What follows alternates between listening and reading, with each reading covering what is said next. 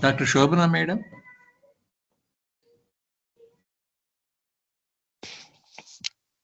Sir, good evening, sir. Madam, good evening. So I request you to introduce Dr. Manjunath Mulimani to the participants, madam.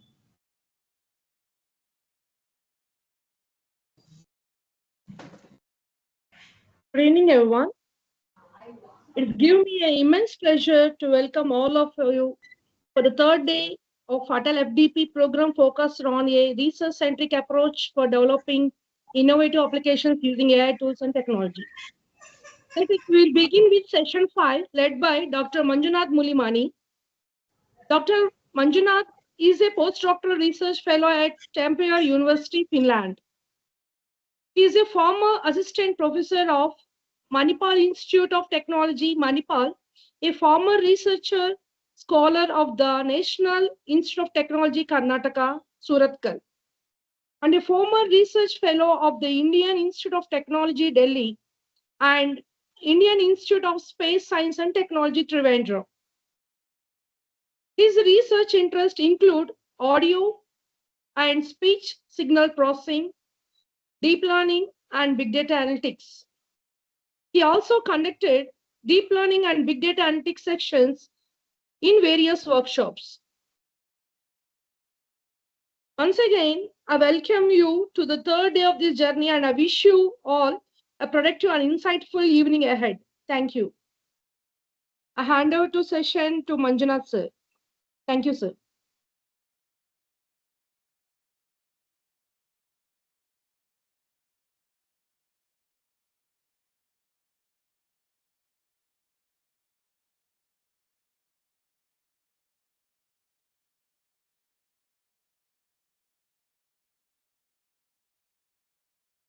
Thank you, ma'am. Thank you so much. Shall I start, sir, or can we wait some more time? Yes, sir. Yes, sir. Please start, sir. Yeah, your session can go up to 7:30 p.m., sir. Yeah, sure. Thank you, sir. Thank you, sir. Thank you.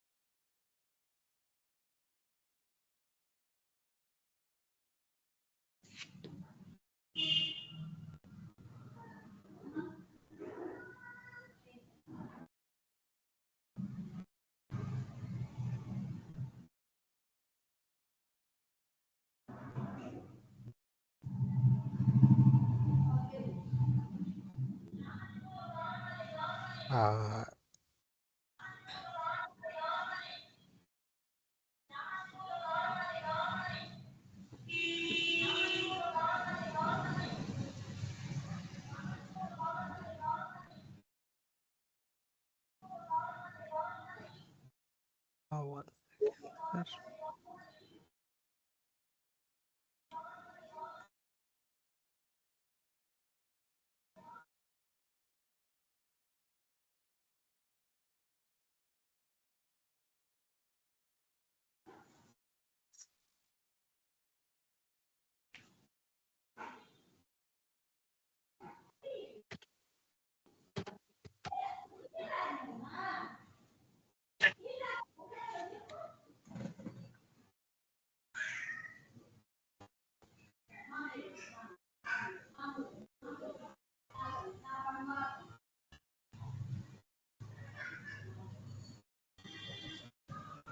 So good evening, one and all.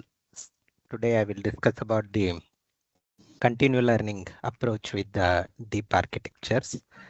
So just I will briefly introduce what exactly the continual learning is and where we can use it. And then I can go ahead with the some of our works associated with this continual learning. So this is a kind of new topic in a continual learning. Some of you have already been working on the image processing or text or audio, whatever the input is. So the model can be extended with the continuous learning approach. So what exactly this continual learning, and this continual learning sometimes is also called as lifelong learning and incremental learning. So as all we know, the lifelong learning is the behavior or part of the human beings. Can we achieve the same thing with the deep learning architecture? That's all about this topic. So yeah. So AI today, definitely they are impressive, but still narrow. So why I'm telling this? Still narrow in the sense we can say that the AI today are most of them are isolated. So I can develop a model for any specific application for image recognition or audio classification or speech processing, whatever it is. My basic whatever I'm currently working on audio, so I will take usually the audio example, but yeah, that holds good for other application as well. So whatever, if I build a model for a specific application like audio classification, so then I will develop it on the training data, and then I will test it and I will measure the accuracy and the whatever F1 score, whatever it is, and then I will report the result. Most of the time we do not worry about deploying that model in the realistic situation. So that whatever develop the model on a specific training data set, that works well with that specific data. So that is capable of doing the task which is associated with the current training data. So that is one isolated application. So suppose if I want to develop for any other task, then again I have to collect the training data and then I have to develop the model and train the model. Then that model will work for that specific task. So, but human level artificial intelligence, that is broad and versatile, and human is capable of doing the multiple tasks over the time. Yeah, so that same thing, the human level intelligence, can we incorporate this human level intelligence in the deep learning architecture, especially this lifelong, incremental, or a continuous learning? In the humans, the human's brain start learning from the birth, and every day it is like a learning process. So when the kid goes to a zoo, it learns about the new animals, and also he already learned the pets in the home, and then when the kid goes to a zoo, then he learns about the new animals. So this is a continuous process. Can we achieve the same thing with the deep learning architectures? That is the question mark. So continuous learning is the constant development of increasing complex behavior. So we already have some knowledge, and then can we adopt to or can we acquire the new knowledge? This continuous learning approach or incremental learning approach can encounter in for the machines as well in many practical application. For example, the robot.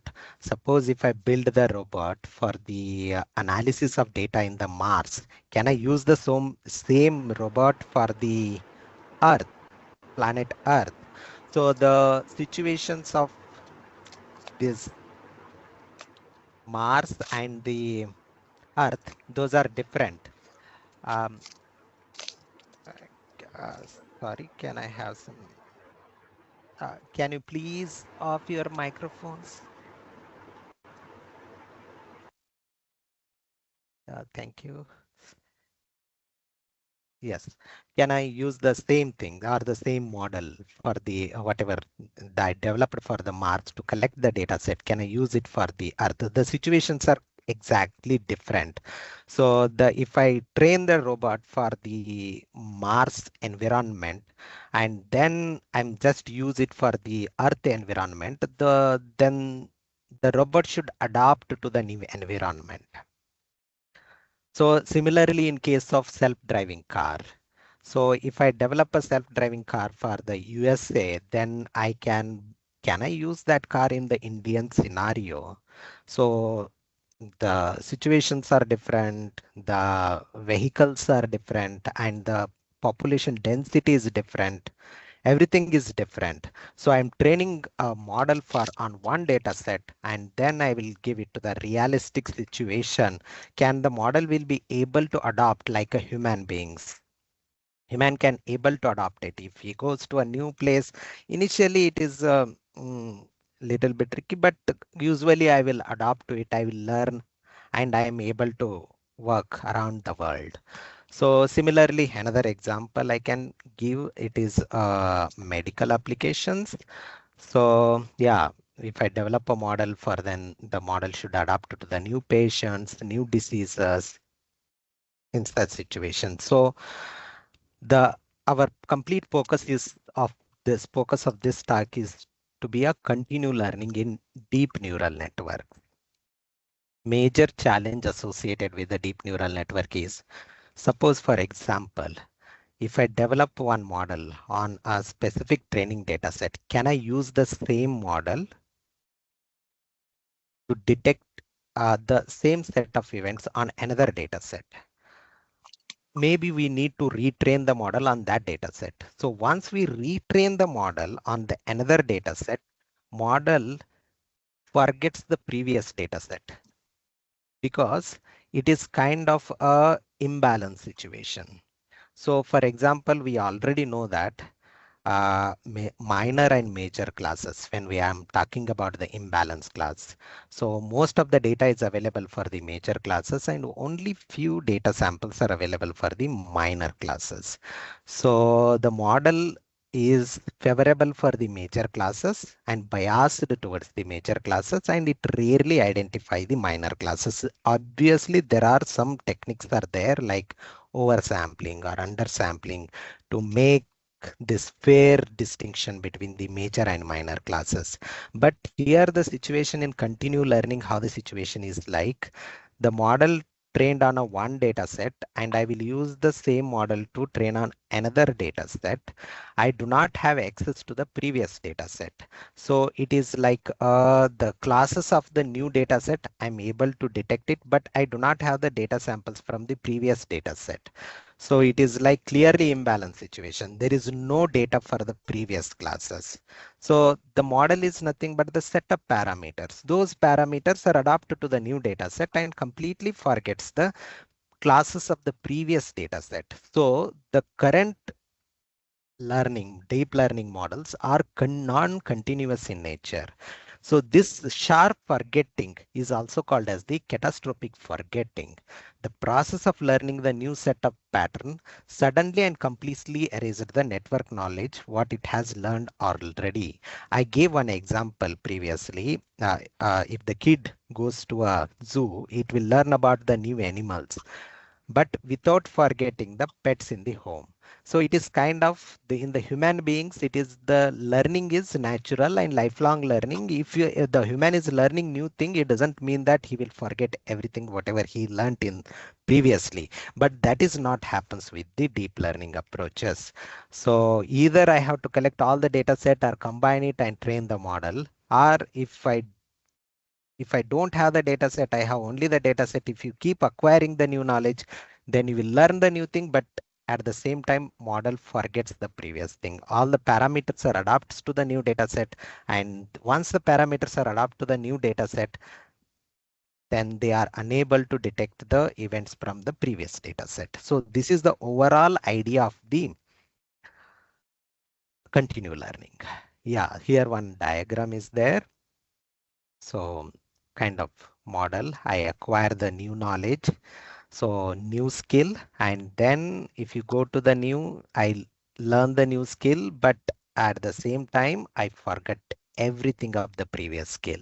And then again, I go to the new skill, but I will forget all the previous knowledge. It is like there is no previous knowledge acquired. Once you learn the new thing, only I have the knowledge of the new content. So more generally speaking, what exactly happening in this situation is this th- this is this is defined as a stability and plasticity dilemma. So if I am dealing with any continue learning approach, I usually suffer with the stability plasticity dilemma. What exactly stability is? Stability denotes the ability to retain the knowledge of old task. Stability is the model ability of to retain the knowledge of the old task.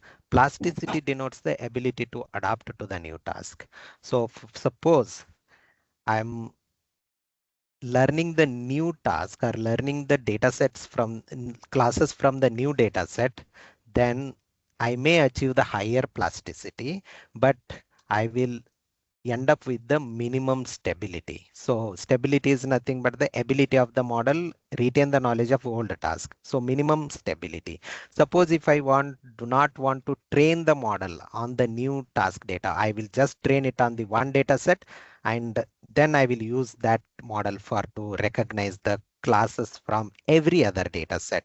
In such situation, we do not forget the classes from the original data set. We will achieve the maximum stability, but we may end up with the minimum plasticity. Unless until we train the model on specific data set, model may not perform well on that particular new data set.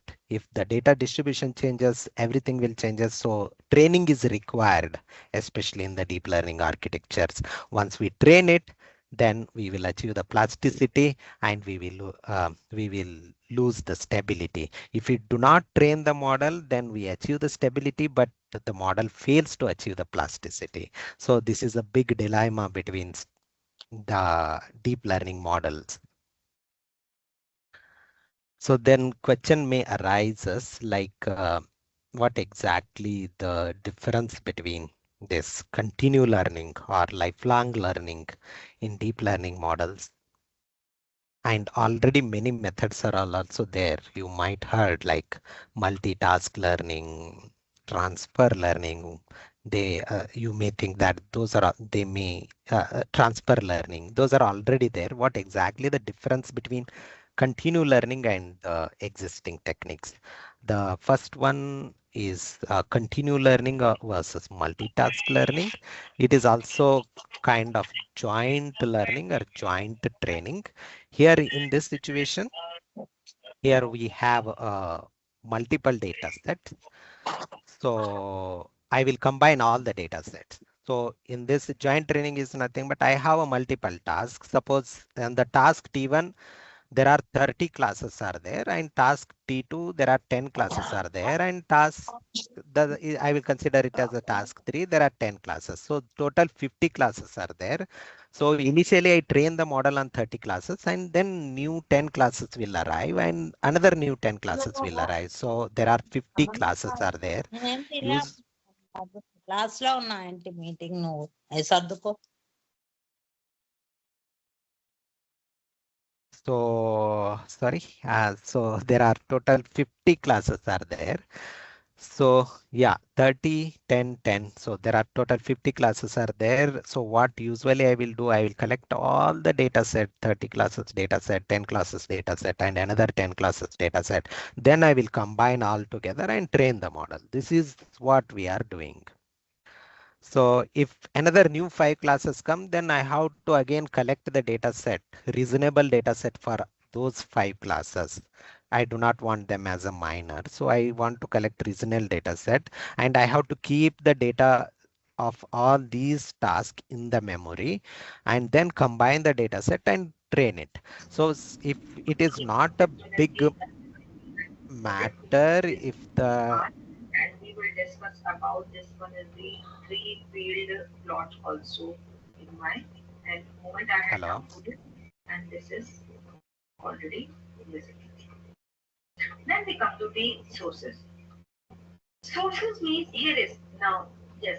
Bibliometric analysis in Biblio Shiny is the very good software.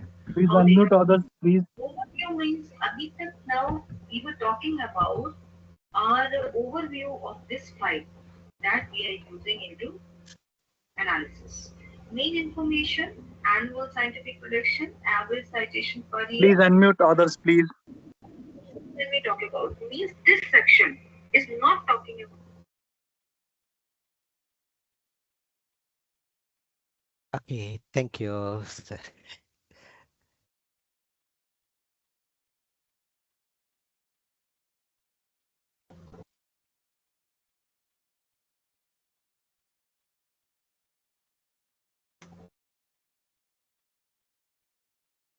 So yeah, I was talking about this continual and multitask learning. Yeah, if another, so already model is trained on some 50 classes, and if another 5 classes comes, so then again I have to collect the reasonable amount of data for those 5 classes. Then again I have to combine this. For that, I have to store this data set in the memory. So if I have very less data set, it not a problem. It's not a problem. But if these data sets are really large, and especially in nowadays we have a terabytes of data, then I have to collect. Task one has the suppose 500 classes, and then it is some 1 terabyte of data. Then I have to keep that data set. When data two, when the 10 more tasks comes, then I have to collect the data. Then again I have to keep that data set and then combine. And every time new classes comes, then I have to retrain the model from the scratch. So it is kind of headache in case of multitask, or it is a joint training. So this is a multi, and sometimes even we have a separate classifier for each of the task in multitask learning, but this is the approach. It is a joint. Whenever the data comes, we combine it and retrain the model to identify all the classes. Yeah, it is no continual model adaptation, but this is very popular. Continual versus transfer learning. Yeah, so transfer learning. Yeah, I have a, now we have a pre-trained model in all the fields. So just I will add the linear probe kind of. I will add the fully connected layer, and I will keep the encoder part or the feature extractor part are same, and then I will fine tune it on the new data set. So obviously here we can say that the first pre-trained model are trained on the source task, and then we fine tune it to one downstream task, that is I can call it as a target task. So obviously the performance of the downstream task or target task will be higher as compared to if I train it from the scratch, if I have a very limited data. So if I use the pre-trained model and then fine tune it, obviously the downstream task will achieve the greater result. And if you take any of the research paper which develops a foundation model or the base model, so that all the base model shows that we took this data set and then we fine tune it and we achieve this data set. If you train it from the scratch, the performance is this. If you use the pre-trained model, this is the performance. All those papers are targets on the what is the performance of the downstream task, what is the performance of the target task, but nobody will show what happens to the performance of the source task. Once you fine tune it, what is the performance of the original model on the source task or the original data set? Once you fine tune it, the model will adapt to the target task and sharply forgets the source task. So this is also the problem associated with transfer learning. So help learning the target task using the model trained on the source task, but there is no continuous adaptation. This is a unidirectional. So we are only thinking about the performance of the target task. I do not worry about the source task. But continuous learning is not like that. So it should perform well on both the source task as well as on the target task. Yeah, you might heard another approach is like a domain adaptation as well. So domain adaptation is also kind of, there are always, if you take any paper on the domain adaptation, there are two domains will be there, source domain and the target domain. Once the model is on the source domain, it should, they make a effort to, or they will develop that model to adapt to the target domain. So this is also unidirectional. Knowledge will transfer from the source to target, and only the performance of the target is considered, and I do not worry about the performance of the source. Yeah, so any doubts on this, or if you want to ask anything till this point?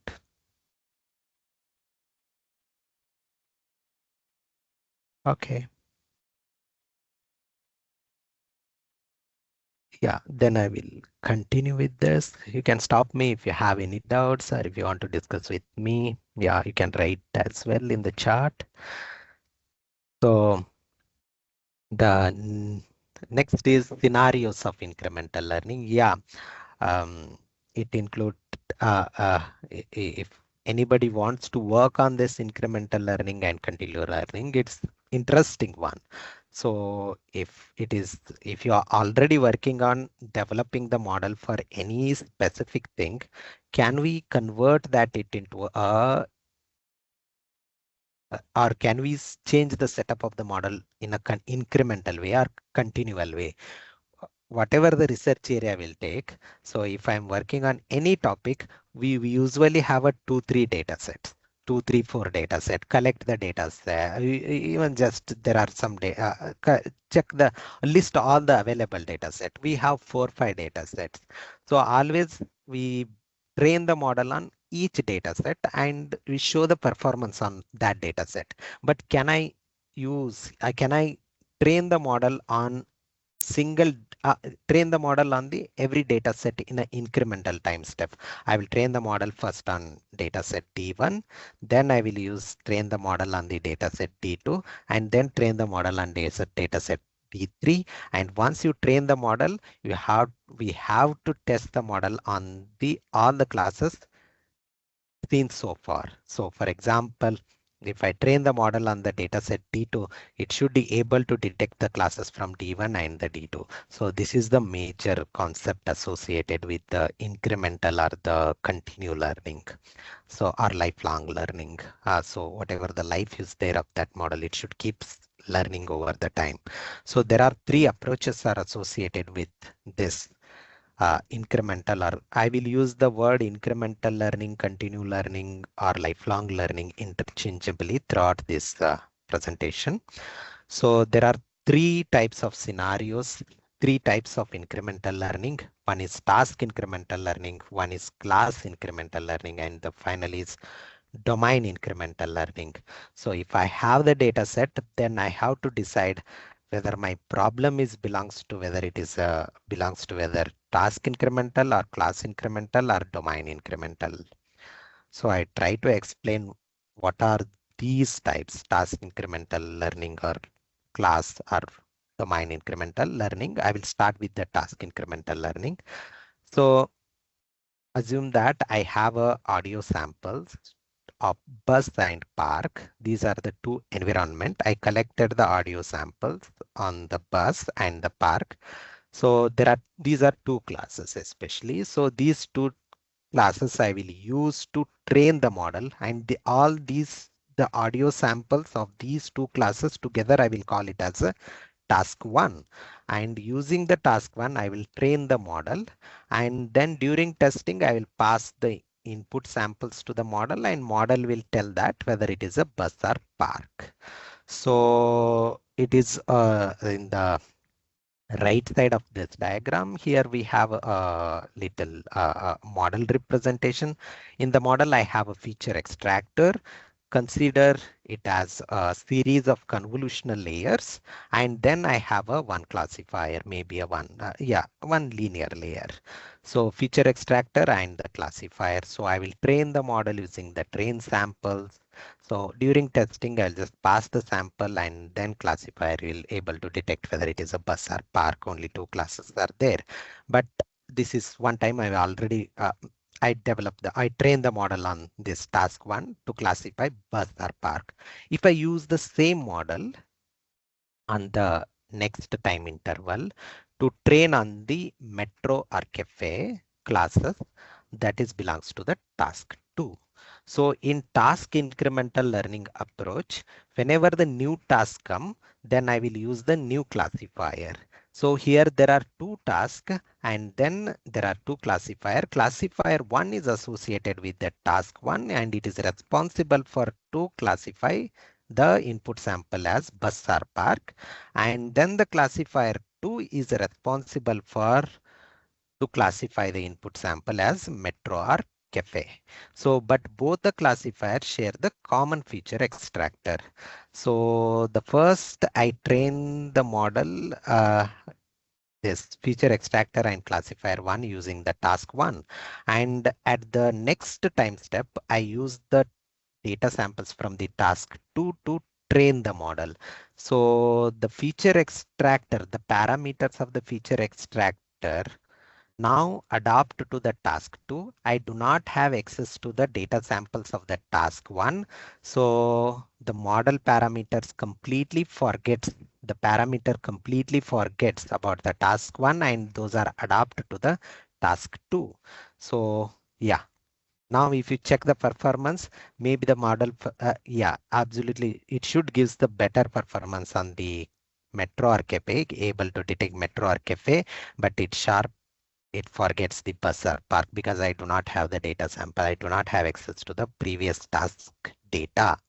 So this is a task incremental learning approach. And one more important thing in the task incremental learning approach is whenever we, during inference time or during test time, whenever we pass the input samples to the model, we need to pass the task ID as well.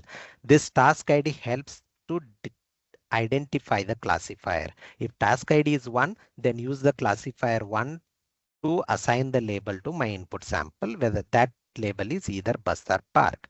Suppose if the task ID is 2, then use the classifier 2 to assign the label to it, whether it is a metro or park. So that's all. So in task incremental learning, during inference, we need to pass input sample and the task ID as well. This is also called as task aware system.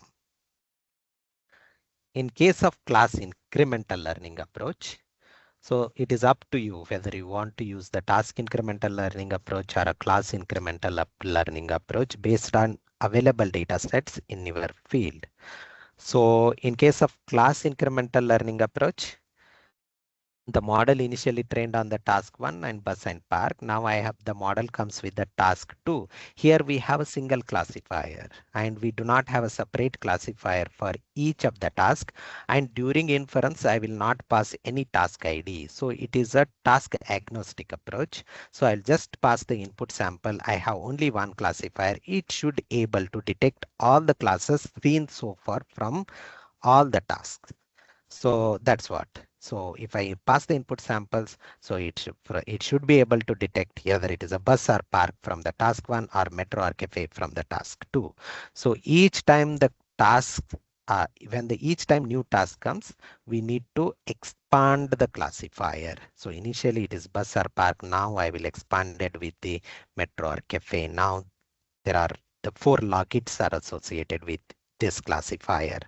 So yeah, so this is more challenging as compared to the previous task incremental learning approach. So here we have a single classifier and single feature extractor.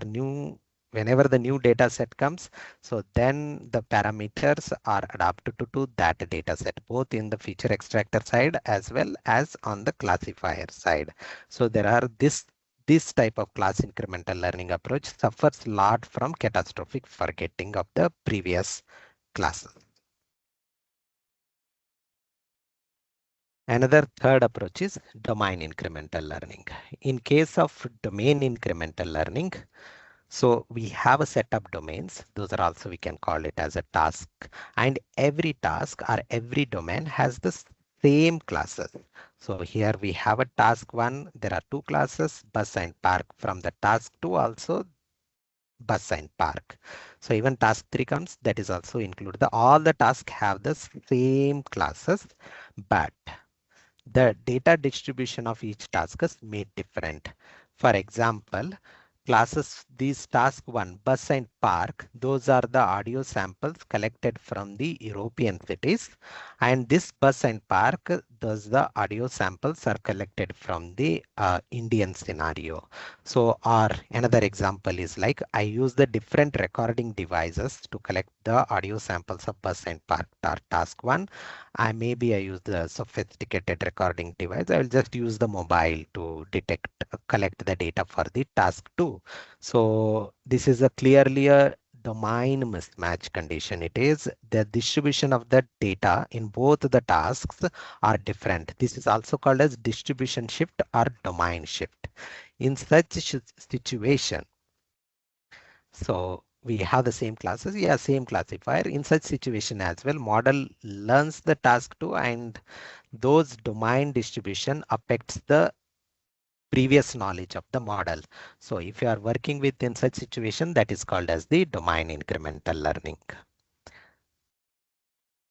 Yeah.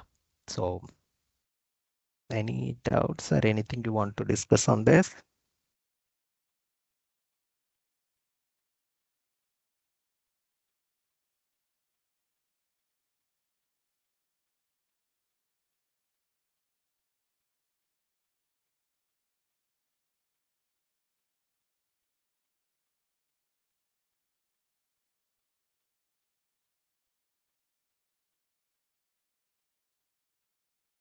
Okay, then I will continue.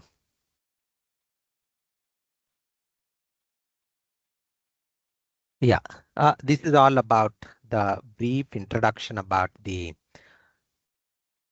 what is continue learning and what are its types and what are the major challenges.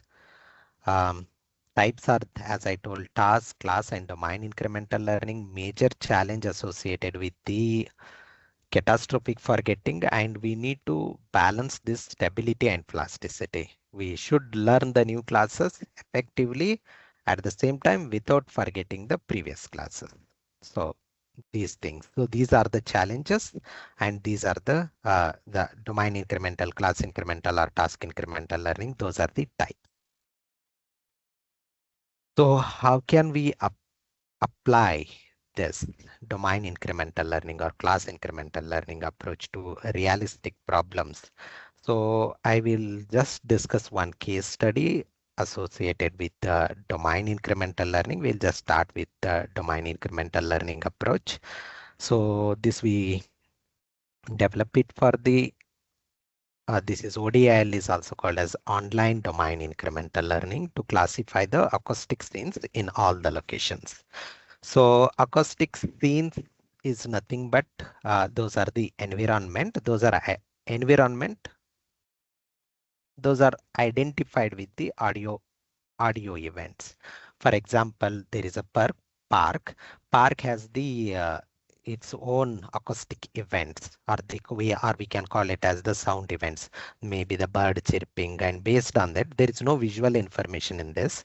Based on listening the conditions, I can able to detect it is a park. So based on or the home, based on water tap running or anything, these are the sound events. Based on this, I will recognize that environment or acoustic scene as a home or meeting room. Yeah, claps or then door movement or whatever it is. And based on that, I will consider it as a meeting room or residential area. Those are the acoustic scenes. So acoustic scenes are nothing but the environment in which different sound events are present. Based on that sound events, we can detect this is the acoustic scene. So even humans are also able to detect these environments just by listening to it, and it is mainly associated with the research machine listening. Like a computer vision, it is a machine listening. So here we are applying an online domain incremental learning approach to classify the acoustic scenes in all locations. So the goal is to build a one universal system. So I will build the system to detect the acoustic scenes in the Europe. So that should work in the any Asian countries as well, or it should work in the USA. So kind of domain will change. So different geographical locations. So if I build the model, can I use the same model in different geographical locations? That is the research question in this problem. So yeah, incremental continue learning of acoustic scenes from different locations or domains. So, but as I told, training deep learning model continuously suffers from the catastrophic forgetting because when we move from one domain to another domain or one location to another location, the background conditions and many conditions will change. This leads to a domain shift or distribution shift. This is the main reason for the performance degradation. So the goal is, as I told, it is a universally, we have to build the acoustic scene classification system that should performs well in all the audio domains seen so far. So I'm using the word online domain incremental learning approach. What exactly this online is, the model should see all the example only once. Technically speaking, we should epoch is set to only one, or in only single epoch model goes through all the data set, and then it should be able to recognize the events from the test set. So it is more realistic. I do not have a time to train the model for several epochs, only one epoch. So just go through the model and then learn the events from the new domain.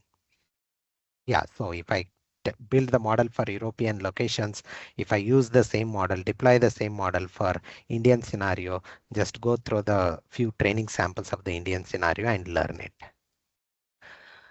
So setup is a sequence of acoustic scene classification tasks, and those are recorded from the different locations. Those data set or task presented to the model one after the other in an incremental time steps.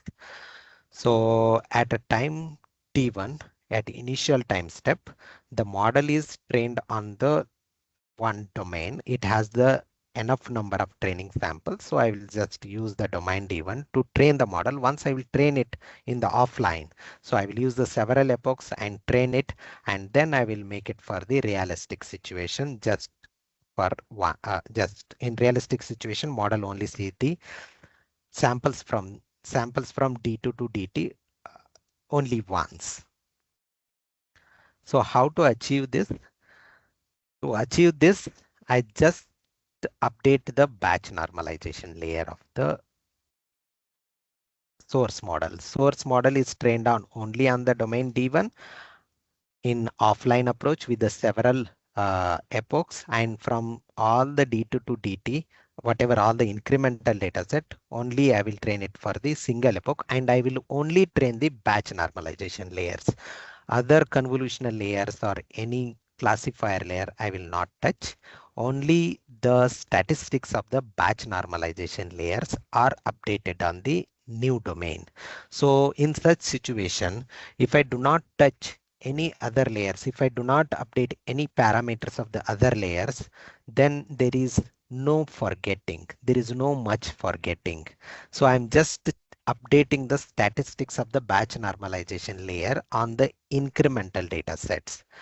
We all know what are all those statistics. A batch normalization layer include the running mean and variance. Before going to that, a batch normalization layer, it improves the stability of the model, and it by normalizing the input activations of each layer. And once we normalize it, and the parameters of each layer have the zero mean and unit variance. Yeah, so H is the input activation, and mean and variance are computed over each mini batch of the data, and then we have a scale and shift parameters as well. So without going more into this, I just want to come to the main point. In the batch normalization layer, even we have running mean and variance.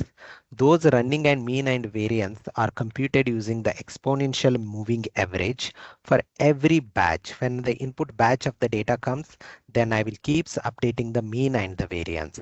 So this is the formula, and then alpha is the momentum. We need to set that momentum in case of batch normalization layer if we are using the PyTorch. So or anything. So default value is 0.1, but we can change that as well. So this will balance us the mean computed on the current mini batch and the mean computed over the previous mini batches. So this mean and variance I will call together as a statistics. These statistics are computed every mini batch of the training data. So once the training is over, then I will save this running mean and variance. And whenever during the testing time, I will use the same statistics which are updated on the training data to classify the test data. if the distribution of the training and test data are similar, and then these statistics performs well. But if the distribution changes, then these statistics may degrade the performance. That is the major change. So just simple thing here, just without going much in this mathematical equations, just I will say that we updated these statistics. To update the momentum, here we update the momentum in a way that will update the statistics as well. So we just update the statistic by taking the few samples, few samples from each of the new domain. So just I'm updating the statistics of the batch normalization layer, and I will not change anything. So for example, the new domain is like acoustic scene from the Lisbon. I will just take the few samples from it and compute the statistics, running mean and variance for the Lisbon, and also take the few samples from the Leon, and then I will update the running mean and variance for the Leon, Frog, Milan. So every location has its own running mean and variance. Every location has its own statistics. So whenever I pass the input to the model, I have to pass input sample. This is audio recording along with the task ID. So this input sample belongs to the audio sample belongs to the Lisbon, so that I will take those statistics and replace those statistics in a batch normalization layer. All other parameters of the model are same. All convolution layer, batch normalize, everything is same. I just have the mean and variance for each of the running mean and variance for each of the domain. So those domains I will take whenever there is a sample from specific location comes, and then those statistics are replaced with the default statistics of the batch normalization layer, and then I will make the classification. That's all. There is a very simple approach it is. So in such situation, if none of the parameters are changed, then there is no forgetting. And I have separate statistics. Whenever I want to classify any of the sample from any of the location, I will just use it during testing time. So yeah, in a way, in both the cases, I'm not changing any parameters of the model. So there is no forgetting, and also it will improve the performance of the model to detect the new domain, classes from the new domain. Yeah, so for this approach, we considered there are 6 domains. The first domain is the first domain is nothing but the first data set, that is TUT Urban Acoustic 2018 development data set. So this is from Tampere University itself. There are 10 acoustic scenes are present. There the airport, bus, park, such. There are 10 acoustic scenes are present, and those 10 scenes are recorded from the Barcelona, Helsinki, London, Paris, Stockholm, and Vienna. So these are total 6 location, and in case of domain D2, so these are all these location together considered it as the domain D1, and I will train the model on the first domain D1, and I will train it on the offline. And next is the domain D2. This is a Lisbon, and Lisbon include the same 10 acoustic scenes, but those are recorded in the Lisbon. And yeah, so for this, I will just update the statistics of the model which is trained on the D1. So then I will store those statistics. For Leon is the domain D3, and in the next time step, I will just update by taking the few sample. I will just update the statistic by taking the few samples from the Leon. Similarly from Frog and then Milan. So these are all 5 locations comes from the TAU Urban Acoustic Scene 2019 development dataset. And D6 is completely different. This is same 4 acoustic scenes which are present in all other datasets as well. Those are recorded in the Korea. So bus, park, metro, and metro station. So the model first trained on the domain D1, there are 6,122 training audio samples and then respective testing samples, and domain D2. So I will just take the 10 samples, one sample for each class out of the training set to update the statistics of the batch normalization layer of the model which is trained on the D1. So that is case nothing but that is take some samples and update the statistic. That's all. I'm not training the model on this, all the samples of it. And I will testing it on the all the 379 samples of the D2 and 2,518 samples of the D1 by just shifting the statistics. So now I'm domain D3, I'll just take the 10 samples out of the training and then update the statistics and detect the acoustic scene from the 464 samples. Similarly, all these things, the domain D6 Korea is really huge and we took the 8 samples out of it. So this is all about. So taking only few samples and just update the statistics of the batch normalization layer. For this, we use the pre-trained PANS CNN14 model. So this is a pre-trained audio neural network CNN14 model. This is a powerful model. So, but it is not transformer based. All the entire network include the convolutional layer. Just it is fine-tuned on the D1 for several epochs. Yeah, stochastic gradient descent is the optimizer, and we set the learning rate. Yeah, domain D1. Once we train it, then just we change the statistics to identify the classes from all remaining domains.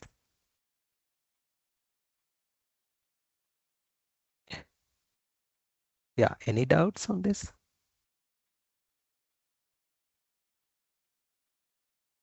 Okay.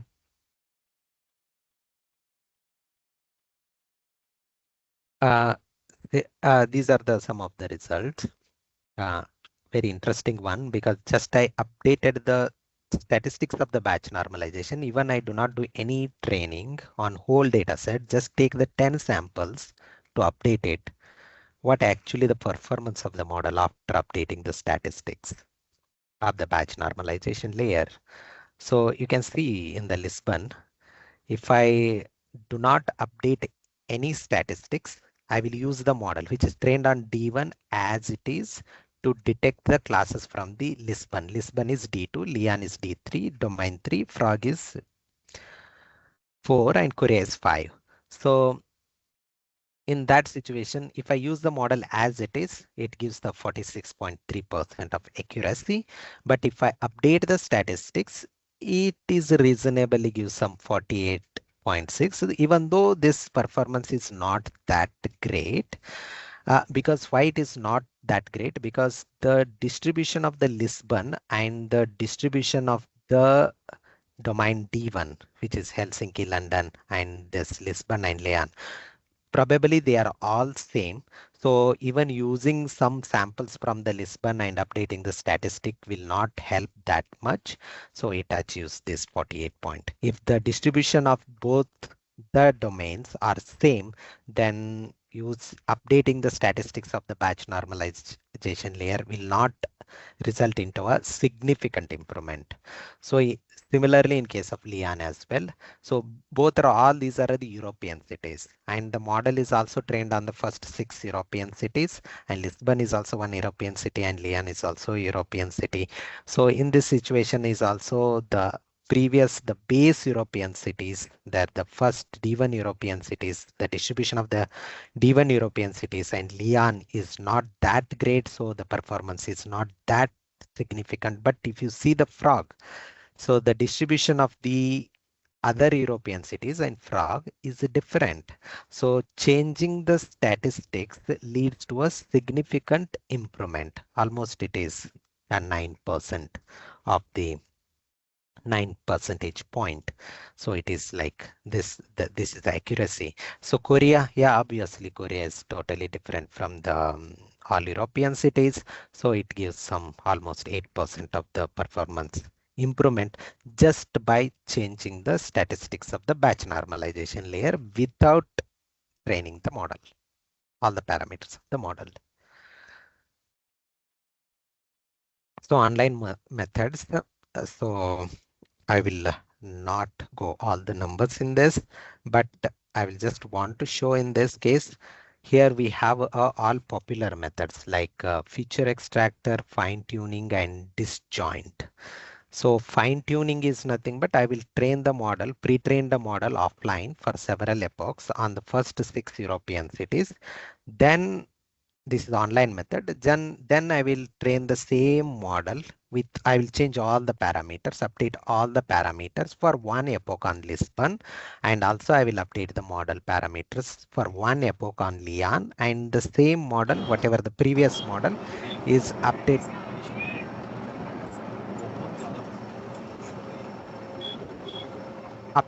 on the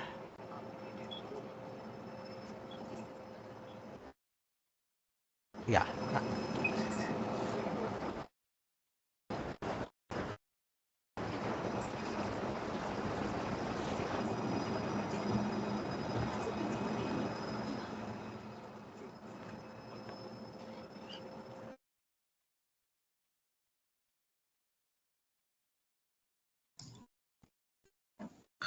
Sir, you are muted, sir. I muted everyone. So please unmute. Please unmute, sir. Yes, sir. Yeah. So yes, sir. Hope I'm audible now. So in the case of frog, this is a fine tuning method. So in the fine tuning method, and then again I will use the previous method. I will just train it for the single epoch on the frog, and then similarly for the Korea. So I will changing all the parameters. This is a traditional approach, whatever we are using. Just use the pre-trained model and fine tune it on the different domains. But it is, since it is an online method, so I'm just using the single epoch for changing, updating all the parameters of the model. So that is a fine tuning method. And then another one is a feature extraction method. In feature extraction, feature extract. So if I develop one continuous learning method, then I need to compare it with the all the existing popular methods. So fine tuning is one of the method we should compare. And another one is the feature extraction. In case of feature extraction, I'll just freeze the encoder. I will not update the parameters of the encoder, or I will not update the parameters of feature extractor, and only the parameters of the classifier are updated. So what is the performance? And no, I will not use the same model. I will use the separate model for every domain, that is disjoint. For Lisbon one model, Lyon one model, Frog one model, and then Korea one model, what exactly will be the performance? So if you see on the fine tuning, this blue line indicates that the accuracy, and then the red line indicates that that is the forgetting of the previous previous domain. So when the model fine-tuned, previous model is fine-tuned on the Lisbon, it achieves the good accuracy. Actually, it is a 59.1, but it will forgets all the domain D1 with the means that there is a drop in the accuracy of the previous domain. It is a 14.8. Similarly, when it learns the Lyon, it achieves the 58.9, and the average accuracy from Lisbon and all other previous European cities, the forgetting is 9.5. So kind of. So, but if you see, if you go to the Korea, so model is for just single epoch, it is quickly adapted to the Korea and achieve the 70% of the accuracy, but it forgets all the previously learned European cities. So that is the major problem associated with when we are fine tune the model, when we fine tune the pre-trained model on the another domains. But in case of feature extractor as well, I'm not updating entire classifier. This is also same thing, but forgetting may be less because I'm freezing the entire feature extractor. Only classifier is updating each time in the deep learning model. Maybe the forgetting is less, but also if you see the performance on the new classes in Korea, if you fine tuning, if you update all the parameters, performance is high. But if I only update the classifier, performance is less. So what exactly it is? The feature extractor is, in case of Korea, the feature extractor is like it fails to achieve a good plasticity. It fails to achieve a good performance on the fails to recognize the new classes effectively. But in case of fine tuning adapts well to the new classes. It achieves the higher plasticity, but also lower stability because it gives the higher forgetting as compared to the feature extractor. Disjoint, I'm training the model from the scratch. So if you see all the blue lines, if you just train it from a single epoch, so model fails to achieve the good performance. But Korea is really maybe the easy data set, or it is the model for easy to learn. It is quickly adopting and it is learning and gives even the higher accuracy. So that's all. So it is like, all these models, whatever we are defining here, it is like they are suffering from the um, forgetting. So if I take average of all those things, so you can see that the average of all the accuracies. So when the model learns the Korea, so all this fine tuning, feature extractor and disjoint achieves they suffer from the very less accuracy because of higher forgetting. So it is not easy to train the model continuously in these setup. But this is this online domain incremental learning just update the parameters or just update the statistics of the batch normalization layer, and so it not suffer from the forgetting at all, and also it tries to improve the performance of the pre-trained model. So that's all about this. And then offline approach is like anything. So same thing, we all these models train it for the several epochs, but this is only the statistics. ODIL is the online domain incremental learning. Still it performs better than the all other models, because if you keep train the model on several epochs, you can see that on the Korea it reaches 80% of the accuracy, but at the same time the forgetting is also reaches 56.7%. So this is one example for the domain incremental learning approach. So just by adjusting the parameters of the batch normalization layer, we are able to make the model to adapt to the new domains. Yeah, any doubts in this?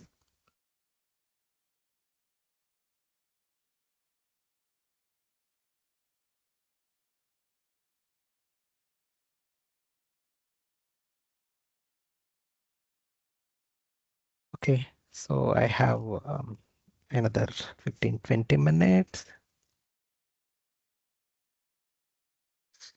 Yeah, so before winding the session, I will also uh, uh, discuss some points on the class incremental learning approach. But this is domain incremental learning, but just it is an initial method, so it can be improved in several ways. But I gave the just one simple case study, and also another one case study we can discuss on the class incremental learning approach as well.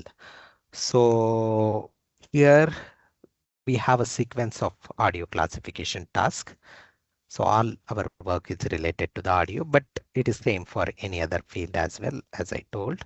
So here we have a sequence of audio classification task, and each audio classification task model will learn one after the other. So here it is, we are considering it as a multi-label audio classification task. So the audio label includes the multiple labels associated with it. More than one class may present in each of the audio samples. As I told, task is nothing but a data set. Here I have a input samples along with the labels.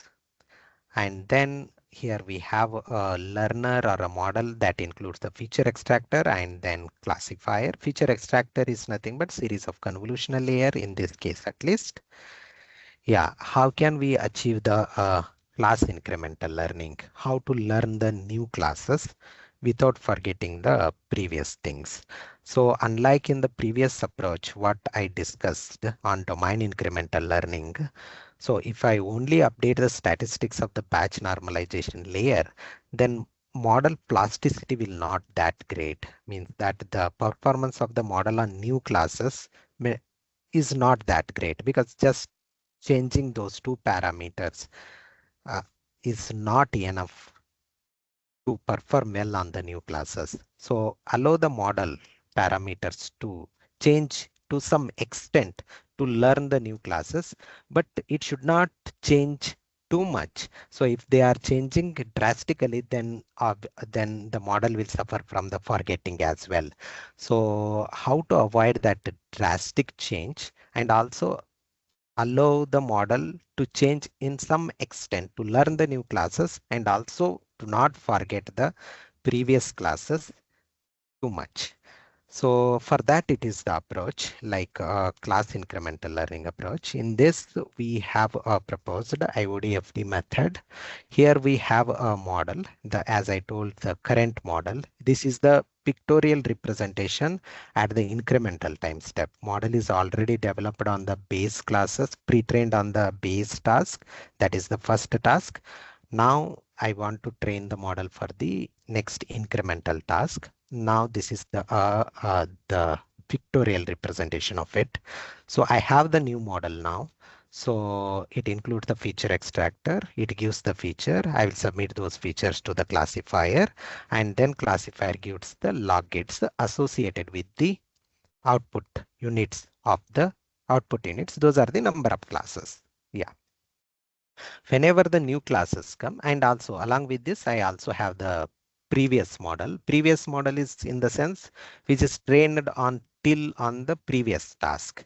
So this previous learner, all the parameters of this previous learner, including feature extractor and classifier, are just frozen it and just keep it for the reference. So, but in this, the current learner parameters are all are updating on the new data set. So you can see the classifier. This blue lines indicates that these are the classes learned in the previous task. And whenever we take the new model, so all the parameters, it is just a copy of it. So those are parameters present on this. Those are also present in this new model. But in the new model, just previous model and new model comparison is just I will expand the classifier of the previous model to accommodate the new classes. As I told in the beginning, class incremental learning is the new classes keeps coming, and I need to expand the classifier whenever the new classes come. So there is a previous model is there, then I just take the copy of it and then expand the classifier. These are the red units to accommodate the new classes. So this is the one complete classifier now. And also I have the previous learner, that is a reference, and all the parameters of the previous learner are frozen and they are not changing during the training process of the current learner. Learner is nothing but the model. So all the parameters of the models are going to change, but in what extent should change, that is decided based on the three losses. This is the regularization based method. So in the first, I have this loss associated with the feature discrepancy. So this takes just the cosine similarity between the features produced by the previous learner and current learner and try to minimize it. So it allows that let us feature extractor, let it change, but not too much. So that's what. So it keeps the previous knowledge and also allows it to learn the new knowledge. And in case of classifier side as well, so these all blue lines indicates that the logits of the previous classes. So anyhow, these are the logits of the previous model.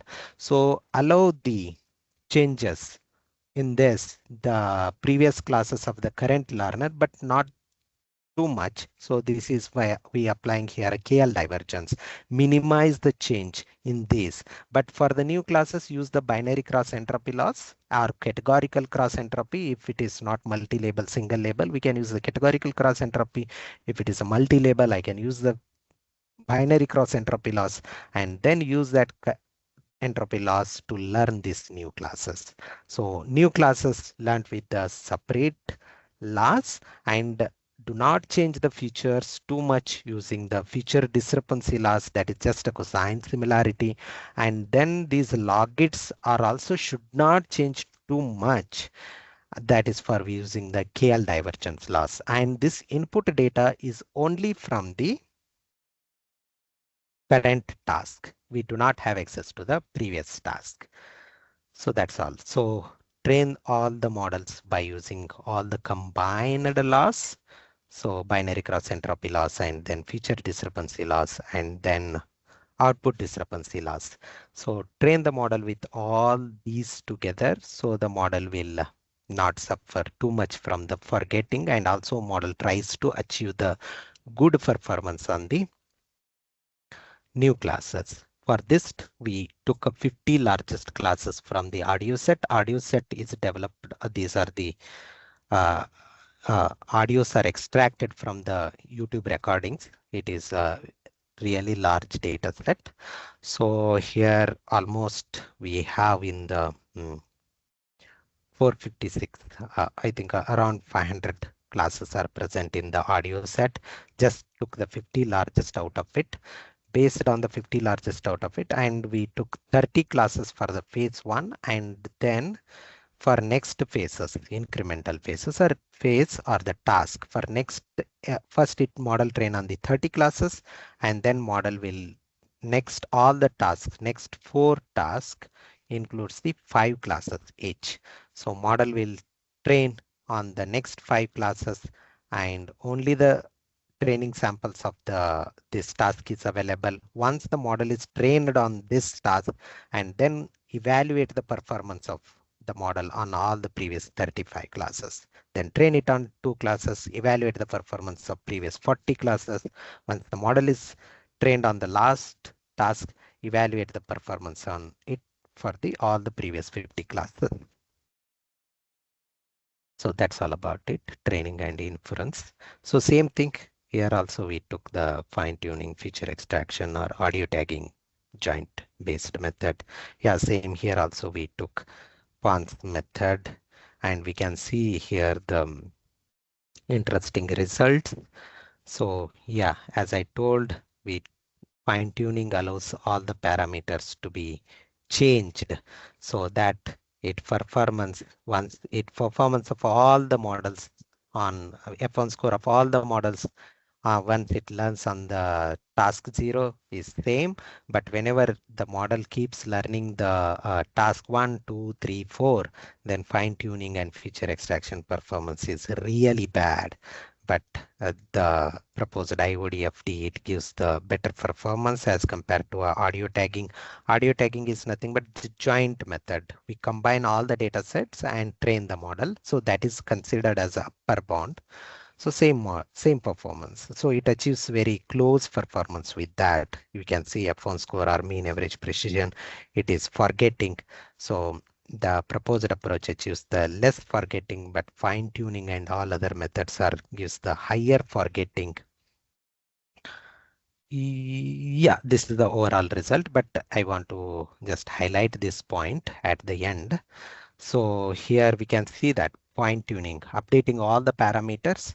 Yeah, it gives the last 5 classes performances almost 20% of F1 score it achieved, but in the cost of it forgets everything. F1 score of all the previous 45 classes, it is 0. So overall performance is just 2.1. In case of feature extractor, I will freeze entire model, all the feature extractor parameters, and also in the classifier, all the previous class parameters are also I will freeze. Only the new class parameters I will update. So it avoids the model to learn the new thing, but it achieves the 34.2% of performance on the previous 45 classes, but it achieves only 10% of performance on the new classes. So it is like achieve higher stability but lower plasticity. But in case of fine tuning, achieves the higher plasticity but lower stability. Kind of that. So, but the proposed these methods, they are able to achieve a good performance on the previous classes and also allows the model to learn the new things on the new classes. So these are all about the about the one domain or the class incremental learning approach. I think I have another 5 minutes. So if you have any doubts, you please ask me.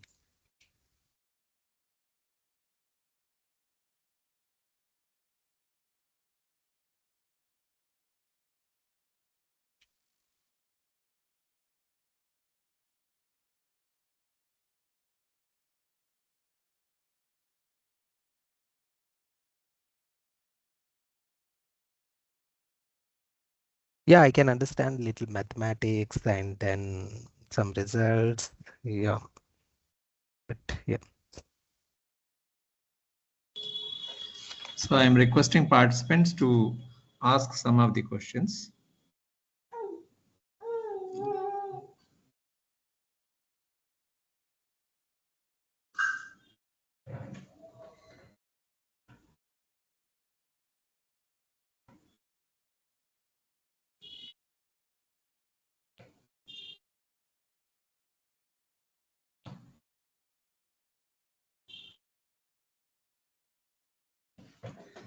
Sir, I have a question for myself.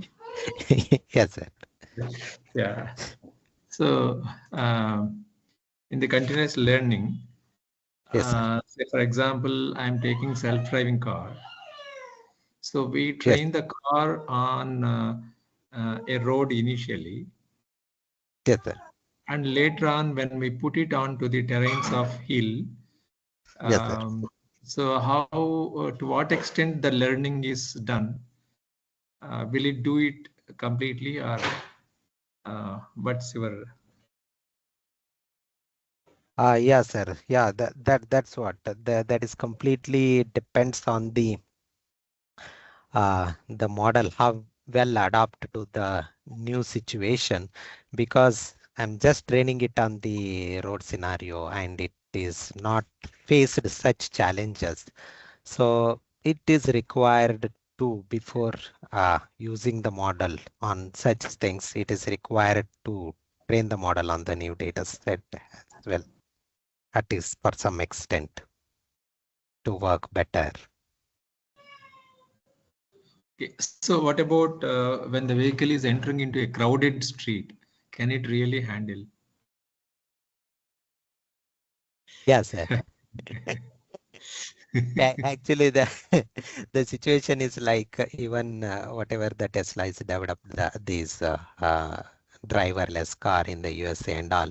Here in case of Finland as well, the crowd is very less and the population is very low, and they work very well. Even in groceries are supplied with this robotic vehicles only. Just they keep the all the groceries and then they will set the address. The vehicle is moves to the specific person and nobody harms it or nobody will do anything, and the crowd is also very less, and then it works only with the camera. I think not much with the intelligence part, but yeah, it works on that. But when high crowd comes, yeah, it is need to be train it in proper way, otherwise I think it will not work. Yeah. Okay. So I have one more question, sir. Yes, sir. So when the self-driving car, so when this is allowed onto the roads, so suppose somebody hacks the data set of the car, and and it creates an accident. Mm-hmm. Yes, sir. So Yes. who will take the responsibility, or whom to be punished?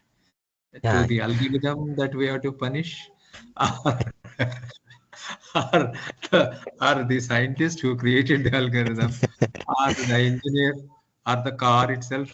whom to we Yes, seized. yes, sir.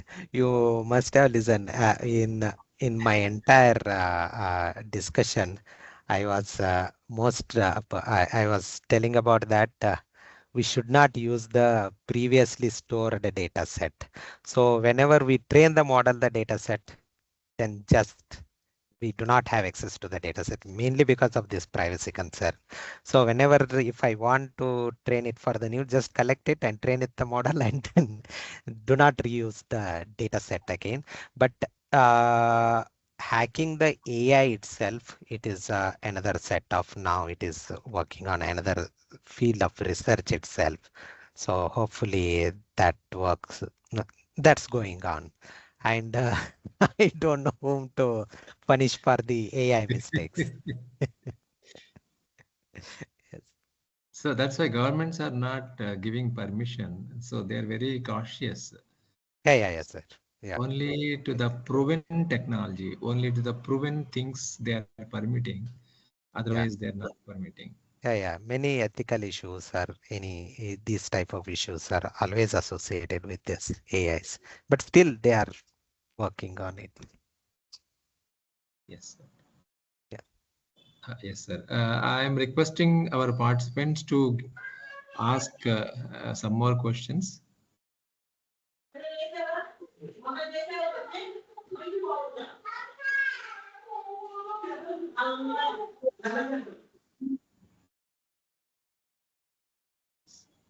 So, dear Good evening, participants, unmute. sir.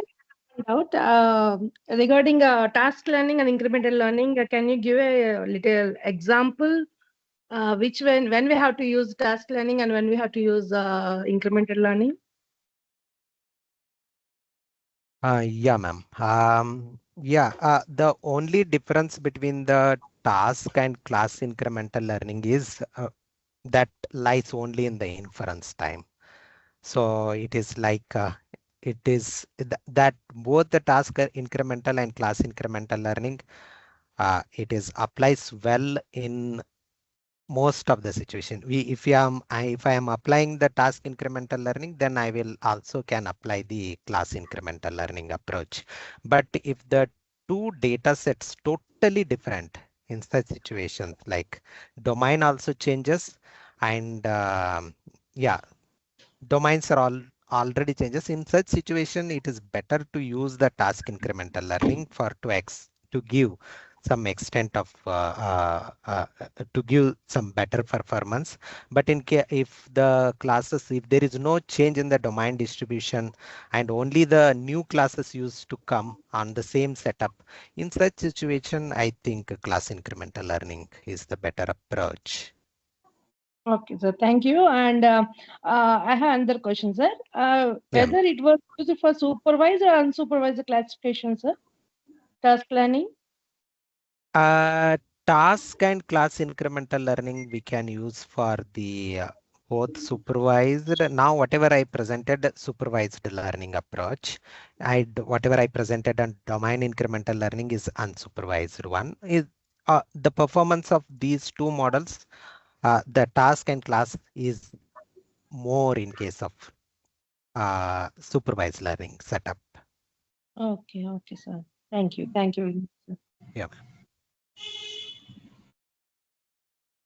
So, dear participants, if you have any questions, please rise. Otherwise, we will conclude. Sir, this is Sudhir from PB Siddhartha. Hi, sir. Sir, how to use this incremental learning in healthcare systems, sir? Can you give an example? Yes, sir. Even I gave an example file in my presentation. That is one medical MRI scans. So it is whatever the field it is. When I'm dealing with the machine learning or machine learning algorithms, so obviously I have the data set. So I will have the data set, and if I consider one data set, if it is a supervised as and it has the set of classes, and if more number of class, only one thing when to use this class, and if I'm working with class or the task incremental learning, it is always better to have more number of classes. So suppose if only 10 classes are there, only 5 classes are there, then it is difficult to use this setup, because in first 2 class, next 2 class, it is learning. It is not that great, but if you have enough number of classes, like 50 classes or minimum 50 or 30 classes, then we can easily build the setup for this. Whatever the field, whatever the problem it is, if we have enough number of classes and the at least this 30-40, and then also we have the data, and we can use the pre-trained model to fine tune on initially. That is fine, totally fine. So if you have enough number of classes, then we can use it irrespective of any of the field. Yes, sir. Thank you, sir. Yes. Sir, I have a question. Yes, ma'am. Priyanka Bachao from Pune. Yeah, ma'am. Sir, Yeah. yes, sir. Sir, can incremental learning be used in day-to-day life? Daily life, ma'am. Yes, sir. Daily life of a machine or artificial intelligence model, or Yes, sir. It can be anything like artificial model or something. yeah, ma'am. Anyhow, humans, we are learning incrementally every day, and this incremental learning holds good, especially in the realistic situation only. So it may encounter with the new classes, new data distributions, or anything. So we can use it in daily situation as well. But whenever the new classes comes, so just we need to collect the data set, because it is a supervisor setup, whatever way I'm doing is. So once we have the enough number of data and anything can be used, ma'am. It can be used. Thank you, sir. Yeah.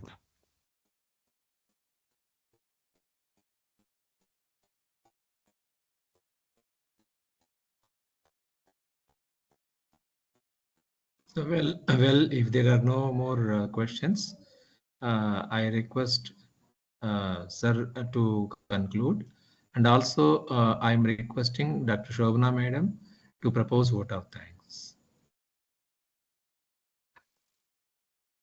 Yeah, ma'am.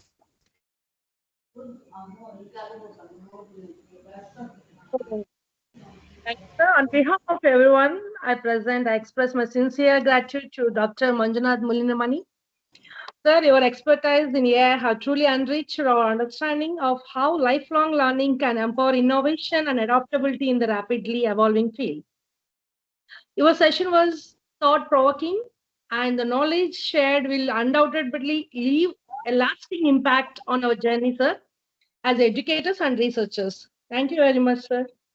Thank you so much. Thank you so much, sir. Thank you so much, ma'am. And thank you so much for everyone for inviting me and discussing with me. Thank you so much. Yeah. Thank you, sir. Thank you, sir. Bye, sir. Bye.